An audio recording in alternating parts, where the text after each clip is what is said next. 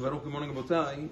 The past few days we've been speaking about some of the halachot of a person's bodily position during the Amida. We've been speaking about also Amida, sitting or standing, different situations which do allow a person to sit for Amida. Let's say a person has two choices. Let's say a person's not feeling well. Let's say a person suffers from balance issues, and he has two choices. He can either do Amida, standing up, but in order to keep his balance, he has to keep his legs completely separate. Or he can sit down for the Amida, but put his legs together. Which is better? Obviously, the poskim say putting one's legs together is not me'akivet tefillah. It does not make the tefillah pasul, and therefore, as long as a person can stand, whereas, by the way, like we've spoken about in previous days, if a person sits during tefillat Amida, according to many poskim, he's not yotzeh bichlal. Therefore, it's much better to stand, even if that's why sometimes you see people stand with their legs separate.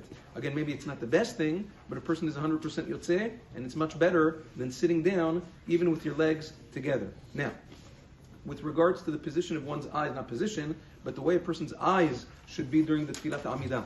The Zohar HaKadosh writes that if a person opens his eyes, a person looks around during Tfilat Amida, when he passes away, he will not be zocheh to see the Shekhinah. Rather, he'll see Malach HaMavet. Zohar HaKadosh Meforash. Therefore, the optimal position, or the optimal way that a person's supposed to pray Amida, is with the eyes completely shut the entire time. If a person knows Tfilat Amida by heart, Matovu Mana'im, that's the best way. Nevertheless, the poskim say that this Zohar does not apply to a person, let's say he doesn't know by heart.